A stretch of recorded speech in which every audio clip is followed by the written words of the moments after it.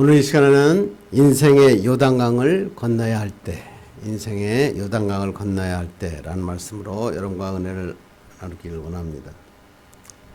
너는 지금을 이겨낼 수 있다라고 하는 책이 한때 베스트셀러였죠. 이 사람은 너무나 유명한 맥스 루케이노 목사님이 위기의 시대에 있는 요셉들에게 보내는 절절한 위로의 메시지였습니다. 이 책에서 이렇게 얘기합니다. 하나님께서는 실패를 선으로 바꾸신다. 시련은 금방 끝나지 않을 것이다. 그러나 반드시 끝이 있다. 이렇게 하면서 이 책을 통해서 얘기합니다. 이 책에서는 인생의 고비마다 이를 이기게 하시는 하나님의 은혜를 요셉이라고 하는 사람을 통해서 설명합니다. 보통 사람들은 요셉 이야기를 요셉의 꿈에다가 초점을 맞추고 요셉처럼 큰 꿈을 꾸고 어떤 시련에도 그 꿈을 잃지 말라 이렇게 이야기하고 있지만 이 루케이도 목사님은 이 요셉 얘기를 특별한 시선으로 바라본 것입니다. 요셉에서는 꿈이 중요한 것이 아니라 요셉이 고비 때마다 그 고비를 축복으로 바꾼 것이 중요하다라고 얘기하는 것입니다. 그러면서 요셉은 아버지 집에서 우리가 너무나 잘 알듯이 총애를 받고 잘 살다가 하루아침에 애굽의 노예로 팔려갑니다. 자기가 믿고 따랐던 형들이 그를 팔아 넘긴 것입니다. 형들에 대한 배반과 절망이 요셉에게 찾아왔습니다. 그리고 보디발의 집에 가서 열심히 일했는데 성폭행 미수 혐의로 억울하게 감옥에 갇힙니다. 또 감옥에 들어가서 술 맡은 관원장의 꿈을 해몽해 줬는데 그것은 잊혀버린 바가 됩니다.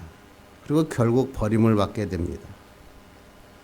그런데 흥미로운 것은 뭐냐면 요셉의 인생을 가로막던 이러한 고비가 실제로는 요셉을 애굽의 총리로 오르게 한 디딤돌이 되었다라고 하는 사실입니다. 애굽으로 팔려가지 않았다면 보디발의 집에서 일할 기회가 없었을 것이고 보디발의 집에서 일하지 않았더라면 감옥 갈 일도 없었을 것입니다. 그리고 감옥에 가지 않았다면 어떻게 이집트의 그 고관들과 만날 수가 있었겠습니까? 그리고 그 고관들을 만나지 않았다면 어떻게 대제국 애굽의 바로 앞에 서는 것이 가능했겠습니까?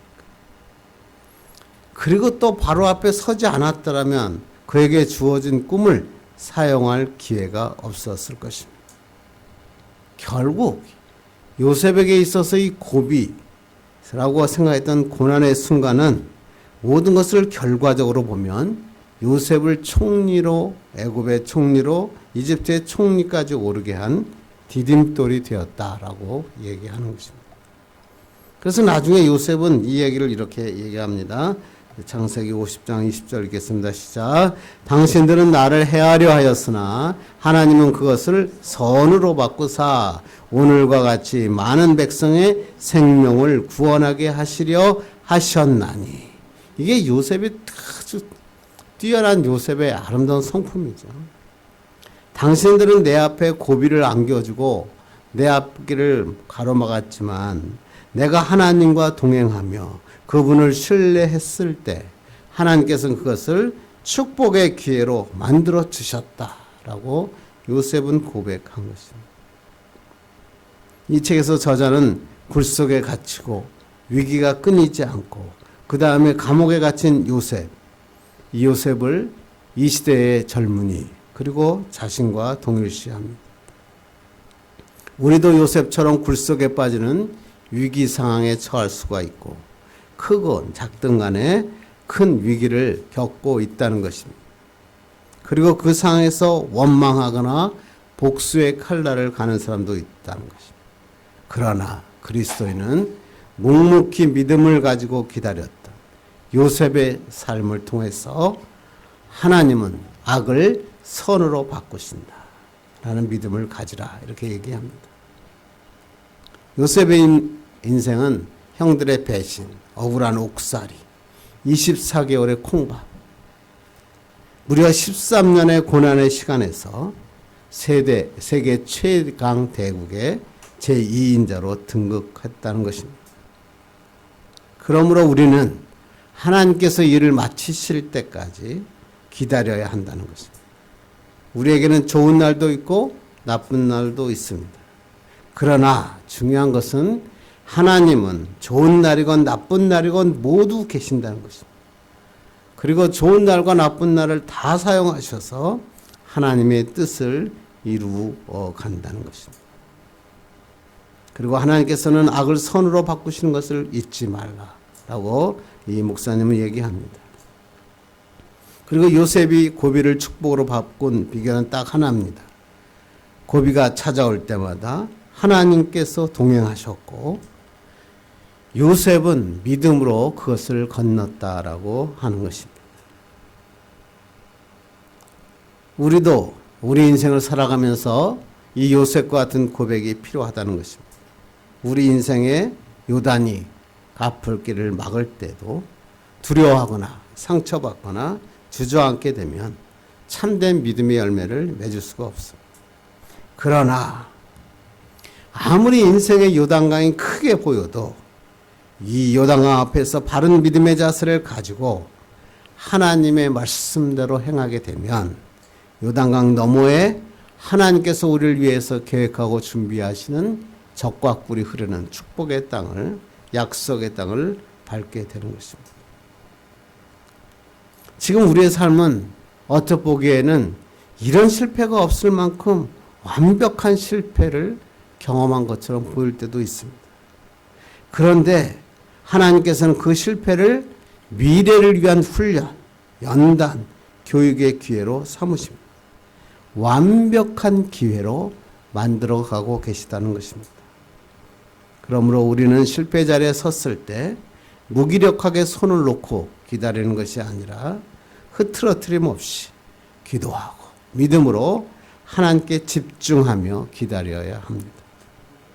하나님께서 일을 마치실 때까지, 하나님의 일을 완성하실 때까지 믿음을 놓지 않고 기다리는 것입니다. 이 책에서 말한 것처럼 우리에게는 좋은 날도 있고 그렇지 않은 날도 있습니다. 그러나 더 중요한 것은 하나님은 이 모든 날에 항상 우리와 함께 하신다는 것입니다.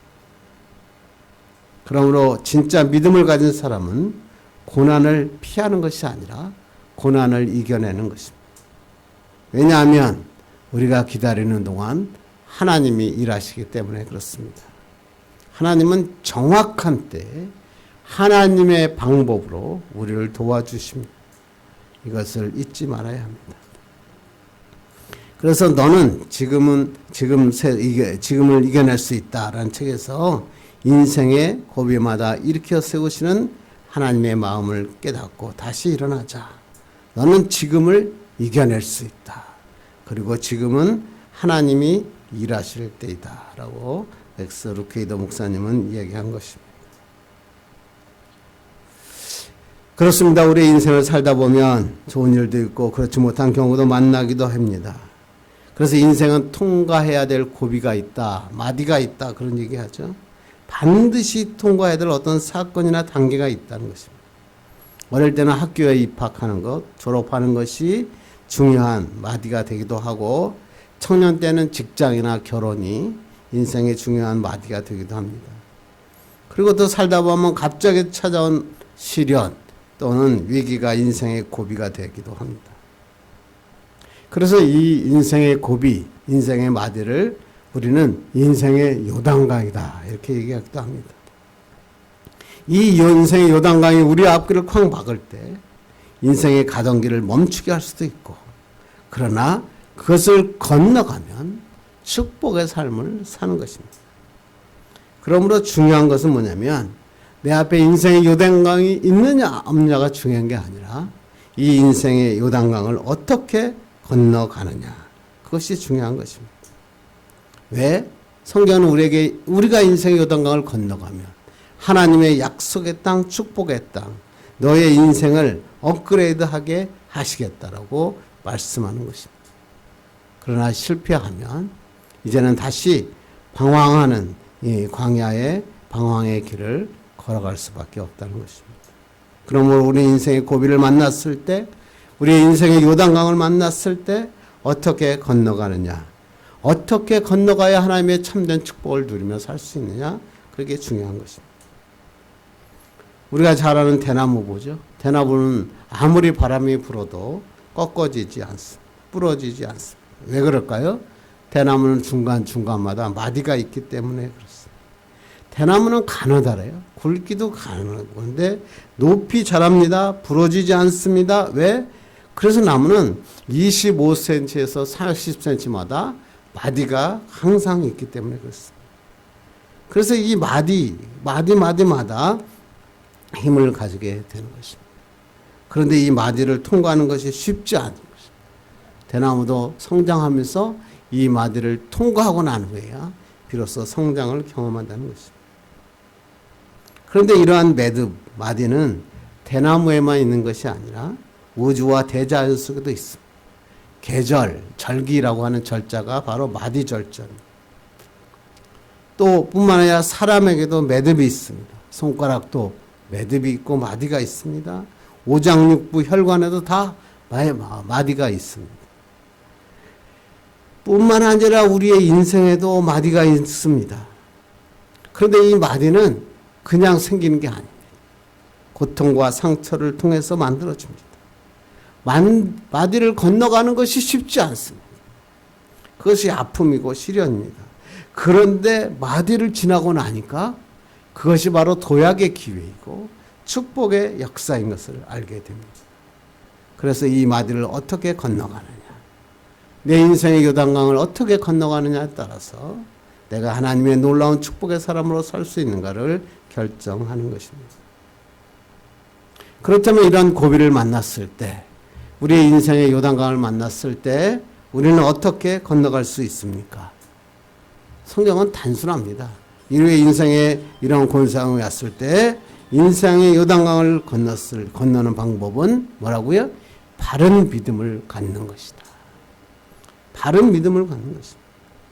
왜요? 인생의 요단강은 내가 건널 수 있는 것이 아니기 때문에 그렇습니다.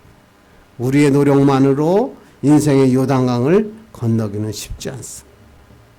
세상 사람도 이것을 건너기 위해서 행운, 요행을 바라기도 하고 또는 옆에 있는 사람들을 이용하기도 합니다. 그런데 이러한 것들이 우리의 삶을 바꿔놓지 못합니다. 오직 바른 믿음을 가질 때 하나님께서 우리를 인생의 요단강을 건너가게 하시고 참된 축복을 향하여 나갈 수 있게 하십니다. 그러면 우리가 인생의 요단강이 있을 때, 내 인생의 위기를 만났을 때 이것을 건너가는 방법은 바른 믿음. 내가 어떤 믿음을 가지고 건너가느냐에 따라 그것이 달라지는 것입니다. 세상 사람들은 이런 위기가 올 때 두려워하고 떱니다. 세상을 탓합니다. 사람을 원망합니다. 마음의 상처를 받습니다. 깊은 수렁에 빠집니다. 그러나 그리스도인은 이러한 위기를 만났을 때, 인생의 요단강을 만났을 때 하나님의 축복하신, 하나님이 허락하신 축복의 땅을 바라볼 줄 알아야 돼요. 바른 믿음을 가지고 이 요단강을 건너가는 것입니다. 중요한 것은 뭘까요? 어떻게 하면 바른 믿음을 가지고 요단강을 건너갈 수 있습니까? 오늘 본문이 그런 말씀이죠. 우리가 어떻게 하면 인생의 요단강을 건너갈 수 있는가에 대한 우리에게 해답을 제공하고 있습니다. 오늘 본문이 여러분 너무나 잘 아는 본문이죠. 이스라엘 백성이 요단강을 건너는 장면. 엄청난 사건이죠. 그래서 성경에 두 번의 도화 사건이 있죠. 홍해의 도화 사건과 요단강의 도화 사건이죠. 오늘 본문은 요단강의 도화 사건입니다. 우리가 계속 살펴보는 것처럼 이스라엘 백성이 요단강을 건너가기 위해서는 7단계의 준비가 필요했는데 오늘은 그 중에서 4번째 단계에 대해서 기록하고 있는 것입니다. 1절 보겠습니다. 시작. 또 여호수아가 아침에 일찍이 일어나서 그와 모든 이스라엘 자손들과 더불어 시딤에서 떠나 요단에 이르러 건너가기 전에 거기서 유숙하니라. 요단강은 시딤에서 가나안으로 들어가려면 반드시 통과해야 될 강이었습니다. 요단강은 지리적으로 약속의 땅과 경계를 이루었기 때문에 요단강을 건넌다. 이것은 뭐냐면 가나안 땅을 밟는다라고 하는 뜻입니다. 다시 말하면 광야의 방황의 기간, 유랑의 기간들이 끝나고 정착의 시기가 시작된다. 그렇습니다. 그래서 이 요단강을 건너는 사건은 엄청난 사건이고 출애굽, 다시 한 번의 출애굽이다. 이렇게 얘기합니다. 그런데 문제는 뭐죠? 그 요단강을 건너가는 게 쉽지가 않다는 것입니다. 왜? 요단강은 생각보다 큰 강이었기 때문에 그렇습니다. 요단강은 헬몬산에서 내려오는 네 줄기의 물이 모여서 강을 이루고 있고 평소에는 물이 많지 않습니다. 그래서 어떤 사람은 성지순례 갔다가 요단강을 보고 실망하고 돌아온 사람도 많이 있습니다. 겨우 이것을 건넜다고 우리가 이렇게 성경에서 난리냐. 그거는 다 마른 건개 같기 때문에 그렇습니다. 그런데 실제로 모맥을 거두는 3, 4월 정도가 되면 강의 수위가 굉장히 높아집니다. 폭이 무려 30m 정도 넓어지고 평균이 3m, 4m 이상 되고 누구나 쉽게 거기서 건너갈 수 없습니다. 그리고 이 이스라엘 백성이 이 요단강을 두고 유월절을 지켰다. 건너간 다음에 바로 유월절을 지키거든요. 그런 것을 바로 5장에서 나타난 걸 보면 바로 지금 이 시기가 3월 내지 4월이었다는 것을 우리는 알 수 있습니다. 특히 60만 명이 넘는 대군이 그것도 어린아이들과 합하면 한 200만 명 됩니다. 200만 명이 이 대민족이 이 요단강을 건너야 된다는 것은 쉬운 과제가 아니었습니다.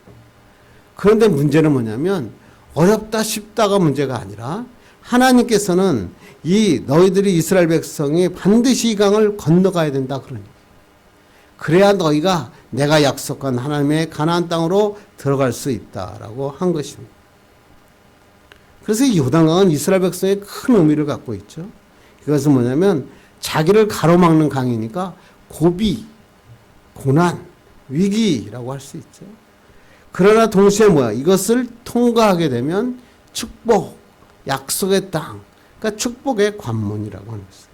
그러니까 다시 말하면 요단강은 내 앞을 가로막는 위기이기, 고비일 수도 있고 또 하나는 참된 축복을 여는 관문이 될 수 있다고 하는 것입니다.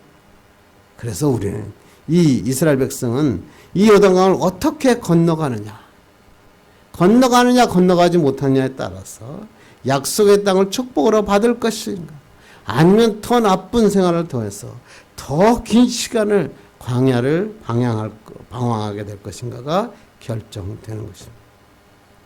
그래서 이 요단강을 어떻게 건너가느냐 성경은 자세하게 기록하고 있다고 하는 것입니다. 그러면서 그에게 믿음의 바른 자세가 무엇이냐라고 오늘 본문은 기록하고 있다고 하는 것입니다. 그리고 오늘 이스라엘 여러분 잘 알죠?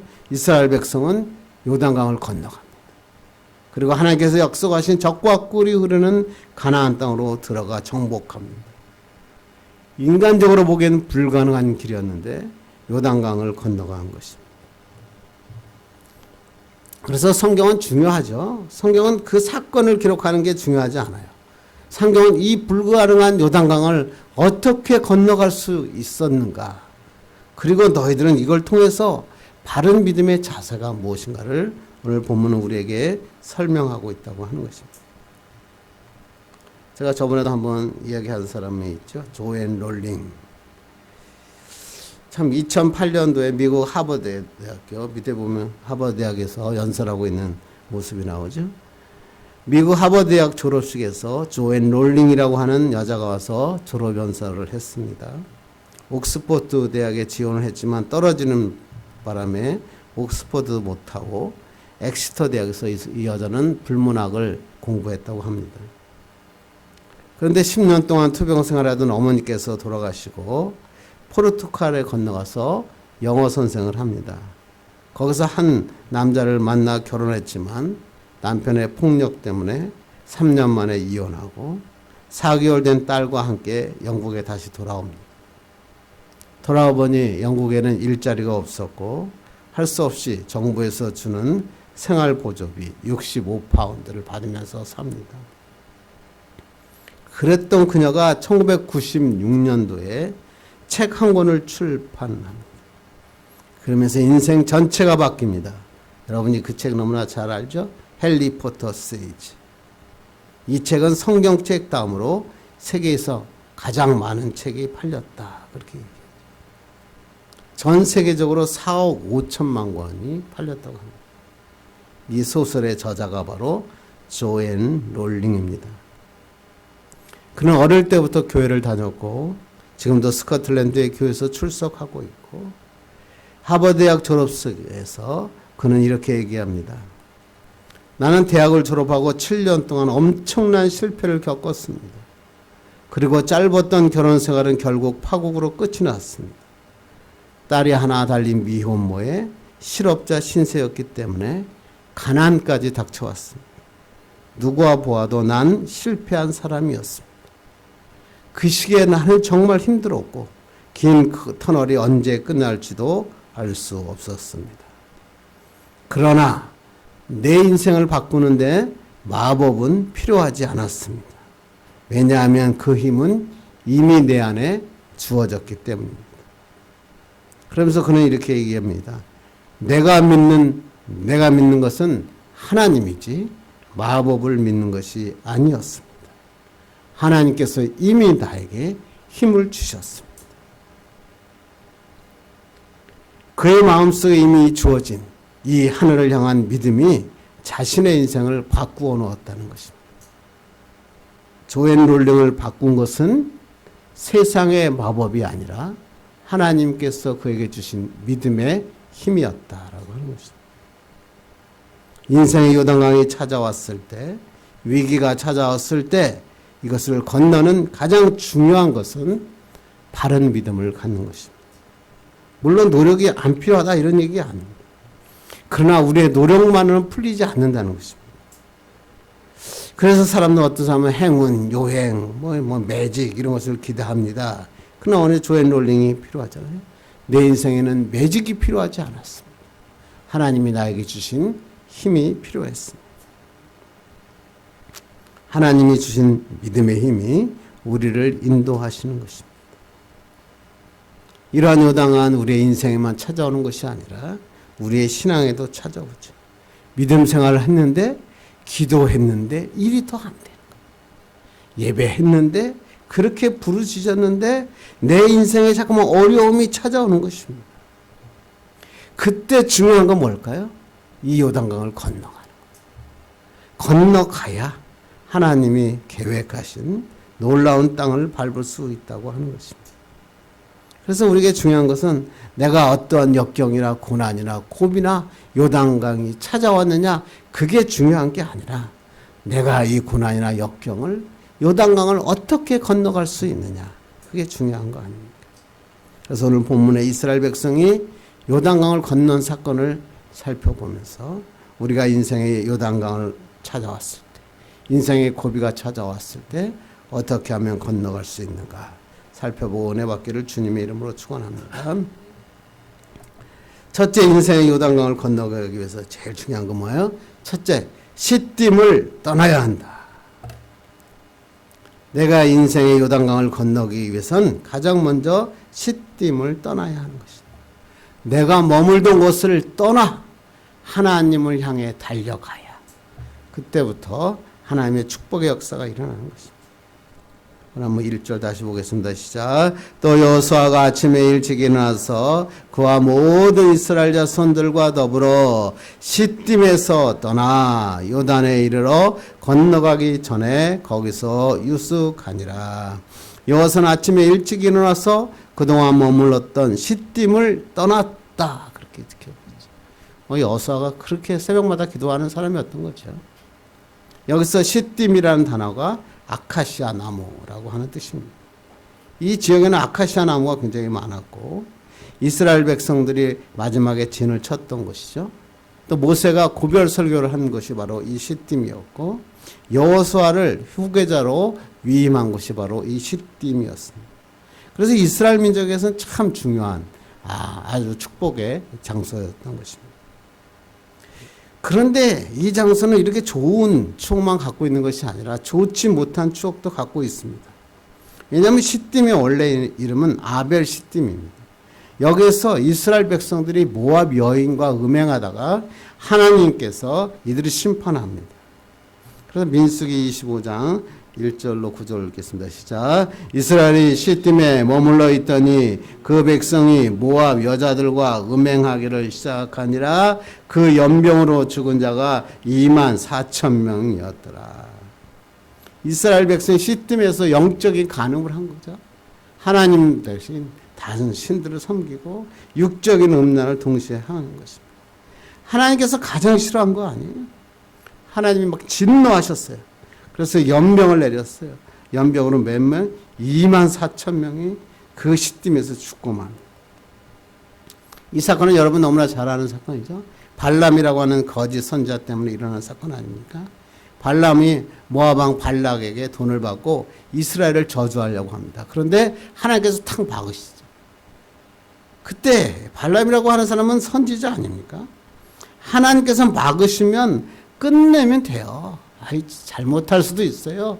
하나님 막으셨다는 걸 알았을 때 끝내야 됩니다. 그런데 여기서 끝내지 않고 이 발람이라고 하는 선지자는 이스라엘을 타락할 방법을 발락에게 가르쳐줍니다. 그 결과 이스라엘 백성이 모압 여인들과 음행하게 했고 거기 때문에 이스라엘 백성이 24,000명이나 죽는 엄청난 사건이 일어나는 것입니다. 이스라엘 백성이 가장 무서운 것은 적이 아니라 마음에 파고드는 죄의 유혹이다. 라는 것을 보여주는 아벨 시딤. 시딤이라고 하는 장소의 큰 의미인 것입니다. 이렇게 시딤이라고 하는 것은 세상 문화, 이방 문화가 공존하는 것이죠. 이스라엘 백성이 죄를 짓기에 아주 적합한 것이었고 타락해서 거룩성을 상실할 수 있는 것이 바로 시딤이었습니다. 그러므로 오늘 하나님께서 이스라엘 백성에게 하는 말씀은 뭐냐면 시딤을 떠나라 이렇게 얘기하는 것입니다. 시딤을 떠나지 않으면 하나님이 예비하신 축복의 땅을 밟을 수 없다는 것입니다. 우리의 삶도 마찬가지입니다. 우리가 세상 문화에 젖어 살면 거룩한 백성으로 사는 거 쉽지 않습니다. 죄의 유혹이 가득 차는 곳에 살면서 하나님을 경외한다는 건 쉽지 않습니다. 그러므로 우리는 어떻게 해요? 시딤을 떠나야 돼요. 부정적인 생각을 버리셔야 돼요. 불신앙적인 생각으로 꽉 차 있으면 그 나의 시딤, 세상을 바라보는 그 시딤을 떠나야 요단을 건너갈 수가 있는 것입니다. 그런데 그리스도인 가운데 예수 믿고 믿음 생활을 한다고 하면서도 시딤을 떠나지 못하고 시딤을 붙잡고 사는 사람이 있습니다. 계속 기도하는 거에 세상의 것을 얻기 위하여 기도하는 거예요. 시딤을 떠나지 못하는 이유가 뭘까요? 시딤이 편안하고 익숙하기 때문에 그렇습니다. 요새 온라인 예배를 드리고 났는데 온라인 예배에서 하나님 현장 예배로 돌아오지 못한 사람이 상당수가 있다는 것입니다. 왜 그럴까요? 처음에는 온라인 예배가 그래도 옛날 현장 예배처럼 정장을 차리고 시간을 정하고 예배했는데 시간이 지나면서 자기가 편한 시간에 편한 복장으로 편한 곳에서 편한 자세로 드릴 수 있기 시작했습니다. 그래서 하나님께 예배하는 것이 시딤이 되어버린 거예요. 그런데 예배는 뭘까요? 나의 몸과 마음 모든 것을 드리는 거룩한 산제물로 드리는 제사입니다. 여기 위해서는 시딤을 떠나야 돼요. 편안하게 드리는 예배 자리를 떠나 하나님께 나의 몸과 마음을 드려야 되는 것입니다. 기도도 마찬가지죠. 기도 언제나 할 수 있죠. 그러나 그 기도는 쉽지가 않습니다.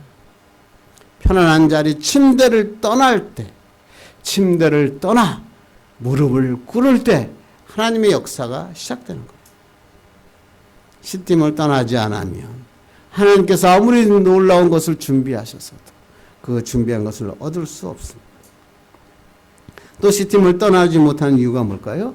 과거에 대한 미련 때문에 그렇습니다. 과거의 것을 자꾸 내려놔야 되는데 자꾸만 과거에 머무는 것입니다. 특히 나이 든 사람하고 만나보면 과거 이야기 듣다가 시간이 다 흘러갑니다. 과거의 것은 다 내려놔야 됩니다.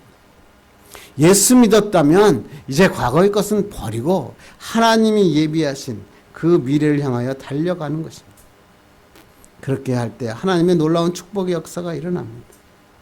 하나님은 과거를 버리고 미래를 보는 눈을 가져라. 항상 말씀하시죠. 왜? 하나님이 너를 위해 놀라운 길을 준비하셨다. 뒤돌아보지 말라. 그렇게 얘기한 것입니다. 그래서 우리의 인생의 요단강을 떠나기 위해서는 가장 먼저 시딤을 떠나야 합니다. 나의 마음과 영적 마음이 세상의 편안함과 세상의 부귀영화와 세상의 육적인 것을 떠나서 하나님이 허락하신 약속의 땅, 그 요단을 향하여 달려가는 축복의 사람들 되기를 주님의 이름으로 축원합니다. 두 번째 법칙은 뭐냐면 믿음의 법칙을 따라야 된다. 세상의 요단, 우리가 인생의 요단을 건너가기 위해서는 세상의 원칙, 세상의 법칙을 따르면 안 됩니다. 믿음의 법칙, 믿음의 원칙을 따라가야 되는 것입니다.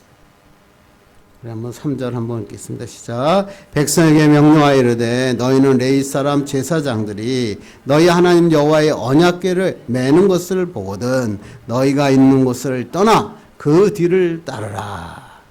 백성에게 명령한 내용이 뭐예요? 레위 사람 제사장들이 여호와 언약궤 매는 것을 보고 그 뒤를 따르라. 언약궤는 뭐죠? 하나님의 임재를 상징하잖아요. 그러니까 하나님의 언약궤가 이스라엘 백성 앞에 제일 앞장서게 된다. 뭐야? 그러면 하나님께서 너희를 인도하시겠다 이런 뜻이죠. 이것을 일반적으로 강을 건널 때 행하는 방식과는 다른 방식 아닙니까? 일반적으로 많은 군사, 많은 백성의 강을 건너가기 위해서는 어떻게 될까요? 강의 깊이가 얼마일까? 강의 수심은 얼마일까? 그걸 측정해야 되죠. 건너갈 때 필요한 장비는 뭘까? 그리고 그 강을 건너가기 위한 장비는 어떻게 하면 만들 수 있는가? 얼마나 많은 시간이 걸릴까? 그래서 전략을 세우고 수립하고 계산합니다. 그리고 공병대나 수영 잘하는 군사들을 먼저 가서 그 장비들을 설치합니다. 그런데 믿음은 계산을 내려놔요. 오늘 여호와서는 이렇게 하지 않고 어떻게 했어요? 하나님의 언약궤를 맨 제사장을 제일 앞에 딱 서게 합니다. 그리고 그 뒤를 따르라는 것입니다. 무슨 얘기일까요? 하나님이 앞장서실 테니 너는 믿고 따라와라. 이게 세상적인 방법은 전혀 아니죠. 이것을 우리는 영적인 원리라 그래요. 우리가 그리스도인으로 살아갈 때 이러한 영적 원리의 법칙을 알아야 돼요. 그래서 4절은 이렇게 얘기합니다. 읽겠습니다. 시작. 그러나 너희와 그 사이 거리가 2000규빗쯤 되게 하고 그것에 가까이 하지는 말라. 그리하면 너희가 행할 길을 알리니 너희가 이전에 이 길을 지나보지 못하였음이니라 하니라. 이스라엘 백성이 그 언약궤를 따르는데 2000규빗, 지금으로 얘기하면 900m 정도입니다. 900m의 거리를 두어야 된다. 왜 이렇게 900m의 거리를 두어야 될까요? 첫째 뭐냐면 오늘 성경에 보니까 백성이 거룩하신 하나님께 너무 가까이 나가지 못하게 하려는 것이다. 그러니까 언약궤는 하나님의 임재하심을 상징한다고 그랬잖아요. 그러니까 하나님의 그 임재하심이 너무 가까이 가지 말라는 얘기죠. 언약궤 또 2000규빗의 자리를 거리를 두라, 900m를 두라고 하는 것은 뭐냐면 모든 백성이 언약궤를 볼 수 있도록 하기 위한 것이었어요. 인간이 육안으로 볼 수 있는 거리가 1km 정도 된다고 하는 것입니다. 그래서 오늘 성경에 이 말씀을 가지고 성경의 유대주의자들은 안식일 날 걸을 수 있는 거리가 900m라고 그럽니다. 그래서 900m를 넘게 걸으면 안 된다. 그렇게 얘기했다고 합니다. 여기서 우리가 알 수 있는 게 뭘까요? 야, 이스라엘 백성이 요단강을 건너가기 위해서는 인간의 기술, 인간의 장비, 인간의 계산이 아니라 하나님의 임재를 따라가야 됩니다. 이것이 영적인 원리죠. 사람이 앞서가는 게 아니라 먼저 하나님이 앞서가면 무조건 순종하며 가라. 하나님께서 주도하셔서 일을 시작하는 것이다. 이것을 우리가 기억하라는 것이죠. 우리 인생의 고비가 찾아왔을 때, 우리 앞에 요단강이 가로막혔을 때 내가 주도자가 되면 실패합니다. 내가 먼저 가면서 하나님 보고 따라오라 그러면 안 된다는 거죠. 하나님께 맡기는 거죠. 하나님, 주님만을 난 따라가겠습니다. 이렇게 할 때 하나님께서 건져주시고 인도해 주시겠다는 거죠. 그리고 오늘 본문 8절 한번 보겠습니다. 시작. 너는 언약궤를 맨 제사장들에게 명령하여 이르기를 너희가 요단 물가에 이르거든 요단에 들어서라 하라. 여호수아에게 제사장들이 요단강에 들어가서 해야 될 일은 뭐냐면 언약궤를 메고 요단에 들어서다. 들어서다라는 말은 원어로 보니까 하모드라고 하는 뜻인데 서다 머무르다라는 아마드에서 나온 겁니다. 비록 강물이 범람하고 물살이 급할지라도 겁내지 말고 그곳에 들어가 계속 머물러 서 있으라. 원어 뜻을 해석하면 이렇습니다. 지금 강물이 막 범람하고 막 들어오는데 그곳에 들어가서 머물러 서 있으라는 거예요. 그게 가능합니까? 아까도 이야기했죠. 4월이 되면 아직 막 30m 되고 막 3m, 4m가 되고 큰 강인데 그것에 발을 내딛고 서 있으라는 거예요. 아니 홍해를 건널 때는 하나님께서 갈라놓은 다음에 그 다음에 백성들 보고 건너가라고 했잖아요. 그런데 왜 지금 요단강에는 하나님께서 물도 가르지 않고 물속에 발을 담그라고 얘기하신 거죠? 왜 그럴까요? 너는 이미 40년 동안 광야 생활을 통해서 믿음이 성숙해지지 않았느냐. 그러니까 이 성숙한 믿음은 갈라진 그 바다를 향해 건너가는 것이 아니라 갈라지기 전에 요단강을 밟는 믿음이다. 이렇게 얘기하는 거예요. 그런데 이건 쉬운 일일까요? 쉽지 않죠. 성경이니까 쉽게 보이죠. 그러나 내가 이 물이 막 흘러가는 이 범람하고 있는 곳에 물속에 들어가서 서 있을 수 있습니까? 불가능합니다. 그런데 어떤 일이 일어납니까? 15절과 16절 봅니다. 시작. 요단이 곡식 거두는 시기에는 항상 언덕에 넘치더라. 궤를 맨 자들이 요단에 이르며 궤를 맨 제사장들의 발이 물가에 잠기자 곧 위에서부터 흘러내렸던 물이 그쳐서 사르반에 가까운 매우 멀리 있는 아담 성읍 변들이 일어나 한 곳에 쌓이고 아라바의 바다 여매로 향하여 흘러가는 물은 완전히 끊어짐에 백성이 여리고 앞으로 바로 건널세. 놀라운 말씀 아니에요? 세상들이 여호수아의 명령대로 언약궤를 메고 백성 앞에서 나아갑니다. 그리고 말씀대로 요단 물가에 발을 잠궜어요. 내디뎠어요. 멈추어 섰어요. 그랬더니 위에서부터 흐르던 요단 강물이 멈추었어요. 바닥이 드러난 겁니다. 물이 끊어진 후에 발을 디딘 게 아니라 발을 디디자 물이 끊어졌다. 요단강의 기적이죠. 물이 끊어진 후에 발을 내딛는 것을 우리는 합리적인 행동이라고 얘기합니다. 물이 끊어지니까 강바닥을 통해서 그 강바닥이 마른 후에 그것을 들어가는 것은 합리적이고 누구나 할 수 있습니다. 예수 믿지 않고 하나님을 믿지 않는 사람도 이 정도는 다 할 수 있습니다. 그런데 흐르는 물속에 발을 담그는 것은 누구나 할 수 있는 것은 아닙니다. 어떤 자가 믿음을 가진 자, 하나님이 말씀하셨으므로 하나님이 계획이 있다는 것을 믿는 자는 이 물속을 향하여 걸어갈 수 있다고 하는 것입니다. 참된 믿음은 생각이 아니에요. 마음의 신념이 아니에요. 신념의 마력이 아니에요. 할 수 있다고 외친다고 되는 게 아니라 믿음은 행동입니다. 말씀의 순종에 발을 내딛는 것이 하나님이 약속하면 순종하십니다. 그렇게 하면 하나님이 강을 가르셔요. 마르게 하셔요. 건너가게 하십니다. 우리 인생에서 이건 너무나 많이 경험하지 않았습니까? 그런데도 우리 앞에 인생의 요단강을 만나면 이게 두려워지는 겁니다. 마찬가지입니다. 우리 인생 가운데 고비가 찾아왔을 때, 건너가야 하는 요단을 만났을 때 우리는 서성거리거나 머뭇거리면 안 돼요. 하나님 말씀을 붙잡고 믿음으로 발을 내디뎌야 돼요. 물가에 발을 잠그는 거예요. 그렇게 하면 누가 일하신다고요? 하나님이 일하셔요. 하나님이 일하시는데 못하실 일이 있어요? 없죠.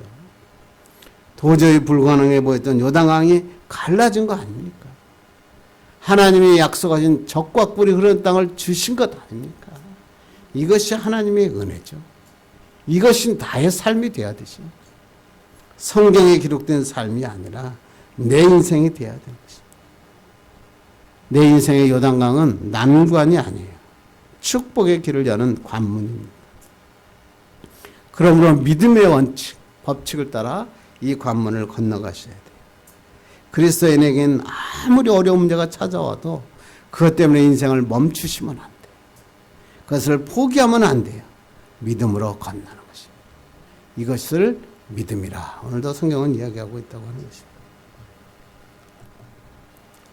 미국의 가스펠송 가수인 피터 비론이라고 하는 사람이 있습니다. 내 마음에 한 노래 있어 라고 하는 사람을 작사 작곡한 사람이죠. 그가 하루는 아이오 주에 있는 포트 메이슨 형무소에 가서 복음을 전하면서 노래를 불렀습니다. 그때 그가 부른 노래 중에 하나가 날개가 상한 새는 날아갈 수가 없습니다. 날개가 상한 새는 날 수 없습니다 라는 노래였다고 합니다. 이 노래를 듣고 죄수 하나가 찾아와서 이렇게 얘기합니다. 날개가 상한 새는 정말 영영 날 수 없는 겁니까? 그러면 눈물을 흘리면서 슬픈 얼굴로 물었습니다. 순간 피터는 아무런 대답도 하지 못했습니다. 그리고 집에 돌아왔는데 계속 그 죄수가 한 얘기가 기억에서 지워지지 않습니다. 그 슬퍼한 사람을 생각하면서 그가 은혜 가운데 가사를 지었습니다. 그가 작사한 노래가 바로 오늘 우리가 불렀던 찬송가 86장 내가 참 의지하는 예수라고 하는 노래인 것입니다. 내가 의지하는 예수, 나의 사모하는 친구, 나의 기도 들으사 응답하여 주신. 너무너무 감사해서 이 하나님의 말씀을 찬양하고 이렇게 얘기합니다. 예수님께로 가면 어떤 죄도 용서받을 수 있습니다. 예수님께 맡기기만 하면 실패한 과거도 새롭게 됩니다. 주님의 사랑에 그대를 맡기십시오. 그대의 날개는 다시 새로워지고 높이 높이 푸른 하늘을 날 수 있을 것입니다. 라고 그 죄수에게 이야기합니다. 그리고 이 노래를 불러줍니다. 그러자 이 많은 사람들이 이 찬송을 듣고 위로를 받고 회복을. 그로부터 20년이 지났습니다. 그가 YMC에 있어서 와서 찬양을 하고 있었는데 자기 눈앞에 미군 대령 한 사람이 찾아왔습니다. 그리고 인사를 합니다. 그리고 이 미군 대령이 이렇게 얘기합니다. 안녕하십니까. 제가 20년 전에 상한 날개를 치유하면 다시 날 수 있다고 한 그 노래를 듣고 당신의 노래를 듣고 새 사람이 된 바로 그 사람입니다. 형무소에서 그 상한 날개를 가진 사람은 날 수 없다는 그것 때문에 슬퍼하던 자가 다시 하나님의 놀라운 음성을 듣고 일어나 미군의 대령이 되었다는 것입니다. 상한 날개로 사람은 날 수 없습니다. 이게 세상의 원리입니다. 그런데 우리가 주님께로 가면 주님께서는 이 상한 날개를 고쳐주십니다. 그래서 날 수 있게 하십니다. 우리 앞에 있는 인생의 요단강은 내 힘으로는 건널 수 없습니다. 그러나 주님께로 가면 상한 날개는 건너갈 수 없지만 주님께로 가면 주님께서 고쳐주시고 요단강을 날게 하시고 건너가게 하십니다. 이제 말씀을 마치려고 합니다. 우리 모두 인생 가운데 누구나 인생의 위기가 찾아옵니다. 인생의 요단강이 있을 수 있습니다. 그런데 이 요단강이 우리의 가던 길을 멈추게도 합니다. 아프게도 합니다. 힘들게도 합니다. 우리가 아는 허들 경기 있잖아요. 허들 경기에 중요한 게 무엇이요? 허들을 놓는 이유가 뭘까요? 허들에 걸려 넘어지라고 허들을 놓는 것이 아닙니다.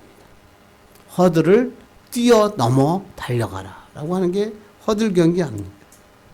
하나님께서도 우리에게 인생의 장애물을 두시는 이유가 뭘까요? 거기에 가서 넘어지라 그런 게 아니죠. 거기에 빠져라 그런 게 아니에요. 그 허들을 뛰어넘어라. 고비를 뛰어넘어라. 요단강을 건너가라. 하나님께서 우리에게 말씀하시는 것입니다. 내가 너의 상한 날개를 고쳐주겠다. 내가 너를 건너가게 하시겠다. 뿐만 아니라 축복의 땅을 너로 밟게 하시겠다. 오늘도 우리에게 말씀하고 있다고 하는 것입니다. 오늘 우리 중에 인생의 요단강 앞에 서 있는 사람이 있습니까? 내 힘으로는 도저히 건널 수 없는 요단강이 있으십니까? 어떻게 하면 건널 수 있을까요? 바른 믿음을 가지셔야 돼요. 이를 위해서는 지금 안주하고 있는 시딤을 떠나야 됩니다. 침대에서 일어나 기도의 자리로 나가야 됩니다. 세상의 힘과 사람 의지하지 말고 하나님께 맡기는 것입니다. 하나님의 인도를 따라가는 것입니다. 요단강에 가서 발을 담그는 것입니다. 그러면 기적이 일어납니다. 불가능한 일이 일어납니다. 이 불가능한 일을 가능케 하시는 하나님의 축복을 받고 경험하며 나가는 하나님의 사람 되기를 주님의 이름으로 축원합니다. 기도하겠습니다. 하나님 아버지 감사합니다.